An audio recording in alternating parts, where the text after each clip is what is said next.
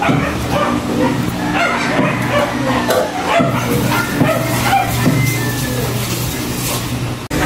guys, this is Ate Sel. For today's video ay magagata tayo ng munggo or rabbit sa Bisaya.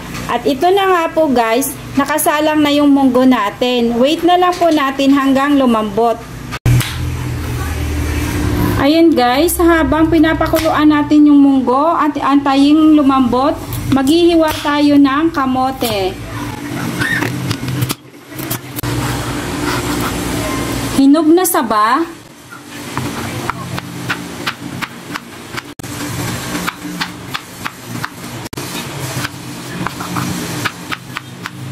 Ayan, lagay na po natin yung bigas. Malagkit po yan guys. Ayan, lagay na natin yung pangalawang piga na gata.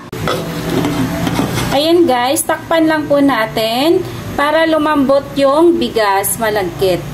Ayan, ilagay ang mga saging.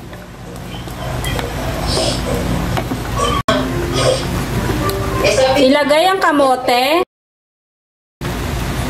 Haluin. Maglagay ng asukal.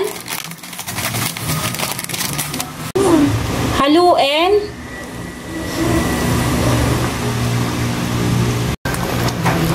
Maglagay ng kakang gata.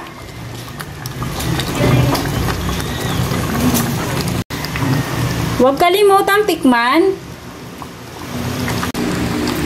Ayan, magdagdag tayo ng sugar guys. Medyo matabang pa po pala. Ito na po guys, luto na po ang ating ginataang munggo o rabbit sa Bisaya. Yun lang po guys. Thank you for watching and please don't forget to subscribe my YouTube channel, Cooking by Ate Sel. Ingat!